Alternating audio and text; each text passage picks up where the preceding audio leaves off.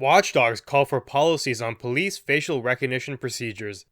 I'm Marco Perry. Welcome to the Perry Platform.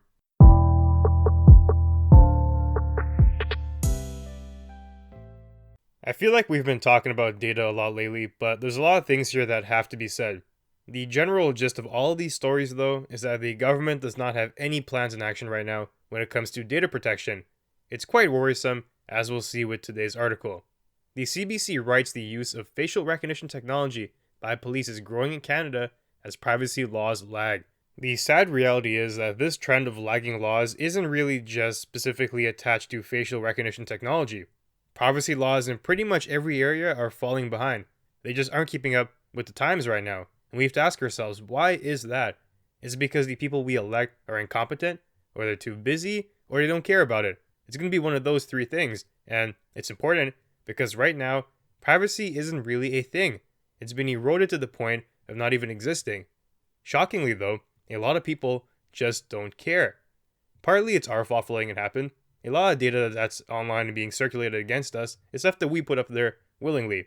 Now maybe we didn't know the consequences, but there is some autonomous action on our front. Then also it's partly the government's fault.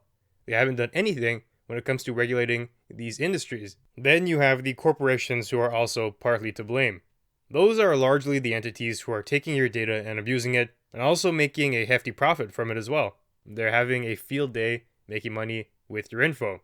Now, the article does focus specifically on law enforcement's usage of facial data though, facial recognition software. So, privacy advocates are calling on all levels of government to create regulations on the usage of these technologies within the policing world. And the levels of government is very important here because there are varying law enforcement divisions within Canada. There are federal ones like the RCMP, then there is provincial like the OPP, and there is regional or municipal ones too, like the ones you would find in a city. Different levels of police forces, all requiring different levels of standards according to their governmental level. This also probably wouldn't be a one-size-fits-all solution. These different levels of police enforcement have their own duties. They have their own issues that they have to deal with, and maybe in some instances they'll need a certain technology versus another department who won't. It's going to take some debating and some discussion. Right now though, apparently, Canada does not have a policy on the collection of biometrics, which are physical and behavioral traits that are collected with these facial recognition programs and used to ID people digitally. Now here's the catch. When there are no policies, what does the government think is going to happen? The playing field virtually becomes the Wild West. There are no rules, it's up to the discretion of law enforcement. They can do as they want because there's no guiding principles here. Maybe we're lucky and they feel like abusing the tech is wrong, as I'm sure is the case with lots of departments, but maybe on the off chance some people want to use the technology in ways that we don't deem fit. There's no recourse here because there is no laws holding them accountable. That's the one tool we have to keep these departments in line. It's likely that these laws are lagging because the legislators themselves haven't had the foresight to think about it. Creating laws takes some time, and these data issues really have kind of jumped up at us. Unless you were deep in the field and seeing these trends from very early on, they may have caught you by surprise. I'm willing to be generous with that excuse there, or maybe they're still taking so much time to figure out the puzzle and they're encountering roadblocks and whatnot. Who really knows? But the one thing that we know for sure is that we're seeing the issues of lackluster data protection coming alive right now in all aspects of our lives, from privacy to having our data collected and sold to things like this information coming back to haunt us. It comes at a major cost to our privacy and our rights as a citizen.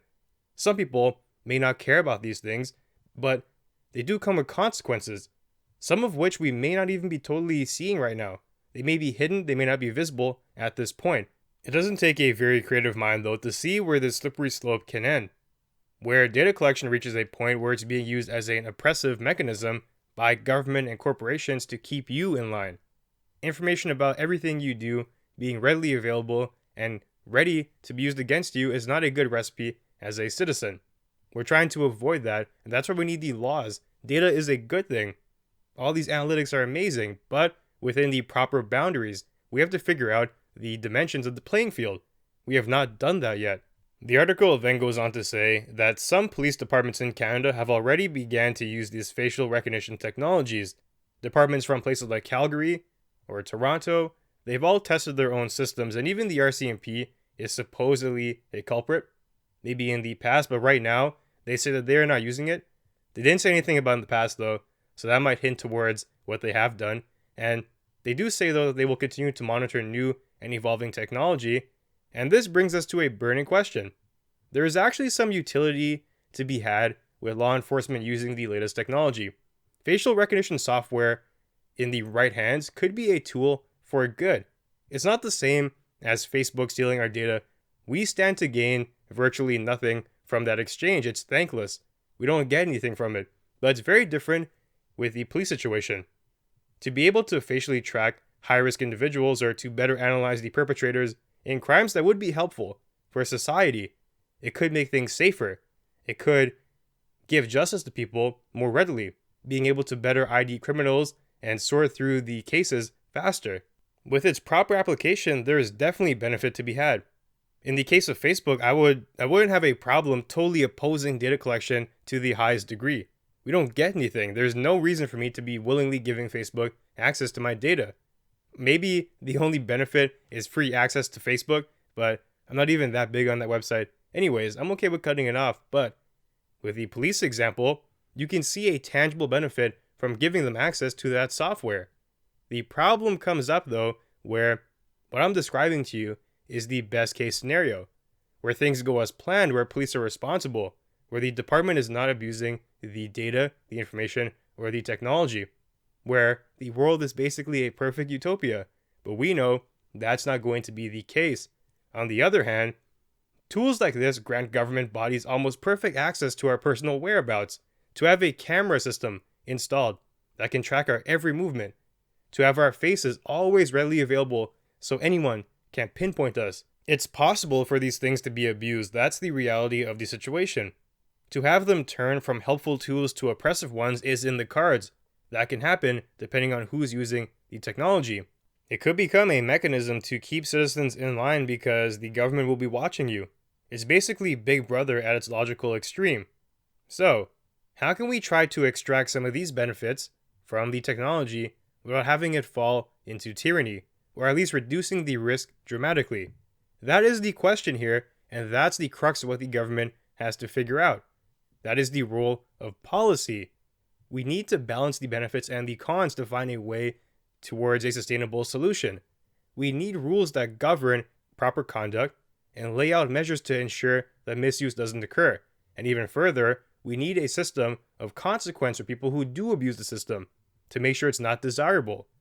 Right off the bat, when I think about how this should look, I would probably reserve any form of biometrics for people who are of the highest degree of risk, not for the average Joe. If we're using facial recognition technology to track people, for example, I would only want it to be those who are moving freely within society that pose a considerable threat to the safety of others, and even that is problematic. It has some subjectivity to it. How do we gauge this level of threat? What do we consider the safety of others? Is it psychological, physical? I would err on the side of physical, but there's a debate to be had here. I'm thinking that the appropriate recipients of this surveillance would have to be people like known gang members, high-profile criminals who are actively still engaging in criminality, and maybe people who are flight risk. I would be very reluctant, though, to allow the police to ever be permitted to use these surveillance mechanisms on regular citizens. Unless you have concrete evidence to demonstrate why somebody should be surveilled, that I don't think it should be happening.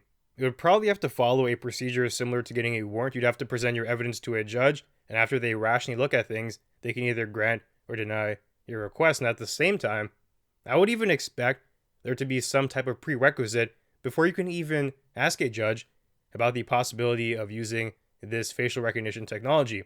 It can't simply be a hunch from the police force, because that's asking for abuse. You need evidence. You need to have a real reason as to why you're doing this.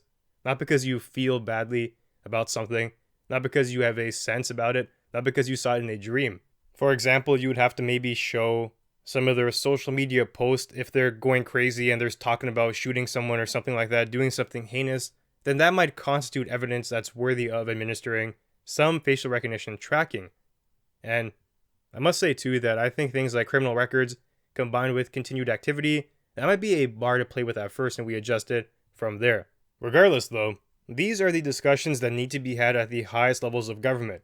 I haven't figured out the perfect solution, and I'm pretty sure not a lot of politicians have either. We have to talk about it. Thus far, it's been dead silent though. There is no dialogue.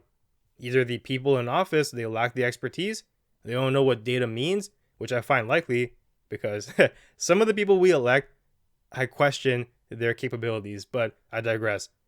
Or the other possibility here is that they're just not taking it seriously enough because maybe a corporation is funding their campaign. Either way, there isn't an excuse though to not have a universal code of ethics in place to say disservice to the people, to the citizens. They are not doing their job by not talking about these things. They have to start the conversation. Then the article goes on to explain how these biometric processes work. They enable a device to recognize a person.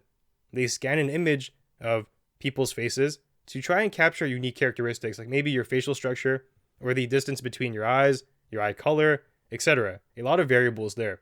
A computer then puts together a draft, basically a list of things it's looking for when it comes to scanning a database of people's faces that it can match with. The crazy thing though is that this scanning process can happen in real time. The database of the computer system can be a live camera feed, and the computer will try to match that picture that it has with anyone that comes on screen. It can detect you in seconds. Based on that, you can kind of start to see why people are worrying about this here. They're a little bit apprehensive about the misuse possibilities of facial recognition. They can track anybody, literally. It can be you, your family, your loved ones, people the government doesn't like. That's where things start to get a little bit slippery. And the Federal Department of Justice came forward and gave a quote. They said that Canada's Privacy Act regulates already how the federal government deals with personal data. And that's true, but the one drawback here is that we aren't only talking about the federal government. Those rules wouldn't apply equally to provincial or municipal officers. Law enforcement exists on all three levels of government. At the best, what they're talking about is going to apply to the RCMP. Not everyone encounters them on a daily basis. People are much more concerned about the usage of that in the municipal or provincial roles. And since we're on the topic as well of police and surveillance, I actually think that the street has to go two ways here. I think every cop should be equipped with a body camera that records all of their encounters.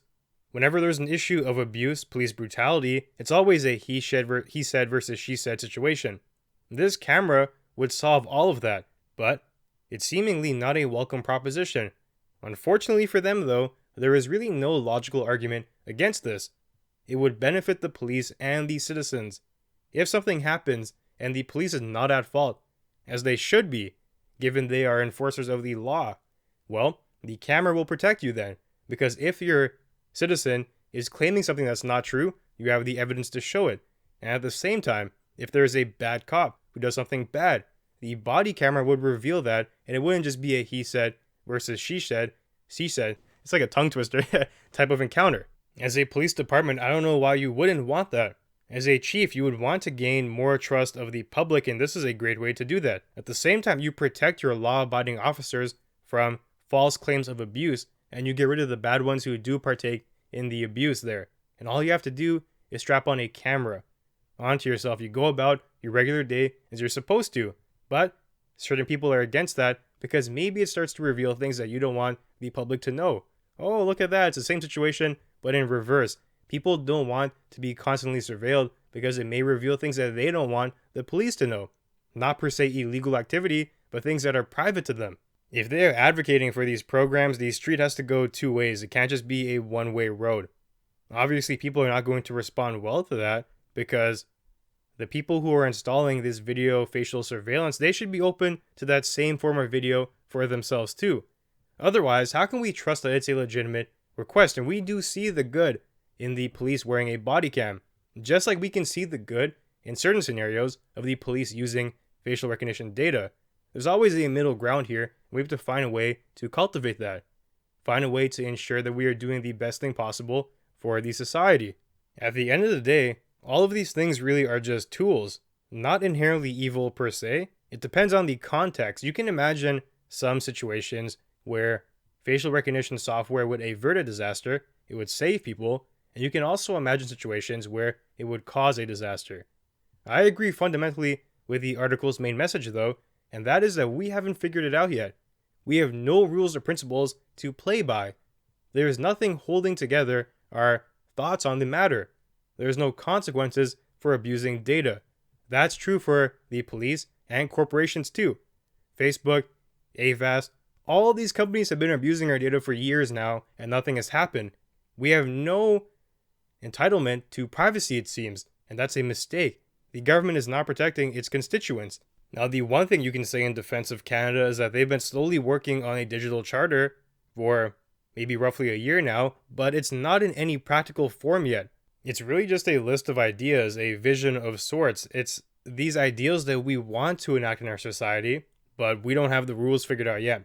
So Canada has started slowly. They're getting the ball rolling, but we have to pick this up right now. We have to accelerate the process of figuring the matter out. We need our politicians to do their jobs, basically. Now, one thing that acts as a pet peeve to me about the matter is that we waste so many resources debating nonsense in the chambers while matters of grave importance go ignored. The priorities are not straight right now in the government. You can see articles every day about them debating total and utter nonsense that affects nobody in Canada. That's not how things should be operating. And I fear that if we wait too long, we're going to encounter far more disaster and make it harder to walk it back. I do feel like one factor that compounds the government's inefficient response to the matter, though, is that people are just becoming desensitized to the issue in general, and we're not pressing hard enough for a solution. So, every month there's a new article about Facebook misusing your data in some shape or form. People might care for a couple of minutes there, but after, they're back on Facebook, continuing on business as usual. Then when you hear about a company who is not protecting your data as it should, like Life Labs, and they get hacked, all your data is exposed, yeah, you do get mad for a little bit. They might compensate you, but after that, you kind of forget about it and you return to business as usual. The issue is not sticking. People are not advocating for it as much as we should. People just don't care because it's become the norm. And that's due in part, here's the vicious loop, to the government's ineffectiveness at handling the matter. They have not created an environment where we're holding anyone accountable, where we know what's right and wrong. It's the Wild West right now. Everything's up in the air. I must admit it's rather confusing, and this is their role, to help us figure it out. It's not happening though. Now the day might come where we figure out data to a T. We have the perfect laws to handle the matter while making use of the benefit. I'm not saying to completely outlaw and banish any data collection, never entertain the idea of facial recognition. I'm simply saying we need rules to make sure we do it safely, to do it properly, and to minimize the risk of disaster from it. When that day comes, it'll be a good day, but hopefully it's sooner rather than later. That now brings me to the end of our conversation for today. If you enjoy the content, be sure to leave a review and share. That'll help us grow. And you can also find me on Twitter and Instagram at PerryPlatform. Thanks for joining me, and I'll see you soon.